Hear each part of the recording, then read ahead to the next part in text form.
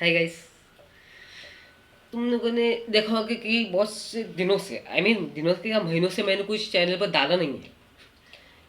कुछ रीजंस है। पहला रीज़न रीज़न ये तो है कि सबसे ज़्यादा तो मैं अपने इंस्टा चैनल पे कंटेंट क्रिएटिंग ज़्यादा करता हूँ। दूसरी बात ये है कि काफ़ी बोर होता हूँ, काफ़ी बिजी रहता हूँ, पड़े पड़े टाइम पास करता रहता हूँ। आज मैंने अपना चैनल है वो इसलिए खोला है कि कुछ बात शेयर करनी है आप लोगों से।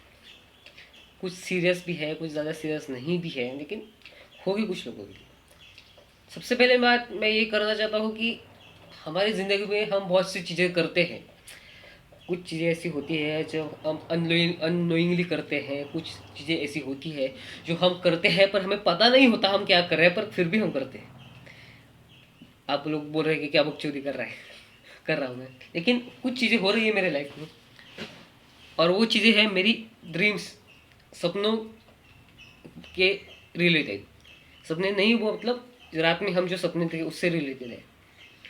तो सीधे मुद्दे पर आता हूँ। कुछ दिनों से मुझे कुछ ऐसे सपने आ रहे हैं कि मुझे पता नहीं कि क्या हो रहा है मेरी लाइफ में। पहला जो सपना है ना, वो बताता हूँ आपको। सपना होता है कि मैं किसी रास्ते से जा रहा हूँ। रास्ता ज़्यादातर सीधा ही है, पर अंधेरा बहुत ज़्यादा है, और आजू बाजू में झाड़ियाँ ज़्यादा है, पेड़ पौधे ज़्यादा है। कभी कभार ऐसा होता है कि मैं अकेले चल रहा हूँ, कभी कोई कुत्ता नज़र आता है, कभी पीछे से कोई आदमी, दो कपल चल रहा है, उसके साथ कोई बेटी चल रही है। मतलब हो रहा है ऐसा। कुछ दिनों से एक सपना ऐसा आ रहा है कि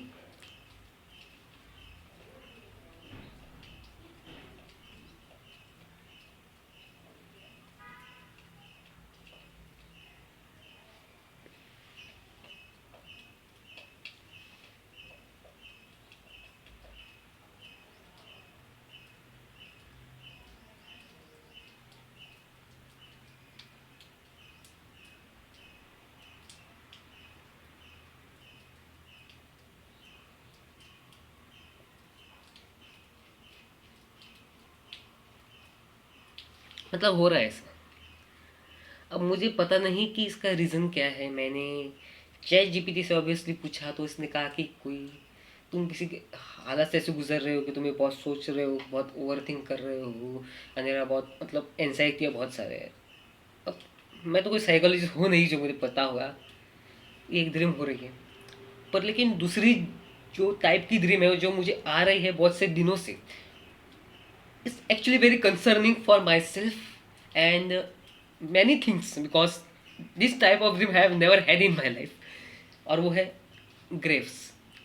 मतलब तुम समझ सकते हो, ग्रेव्स, थर्ड ग्रेव, जहाँ पर मरे हुए इंसान को मतलब बरी करके वहाँ पर जो स्टोन्स होते हैं ना, ग्रेव्स, वो उनके बारे में।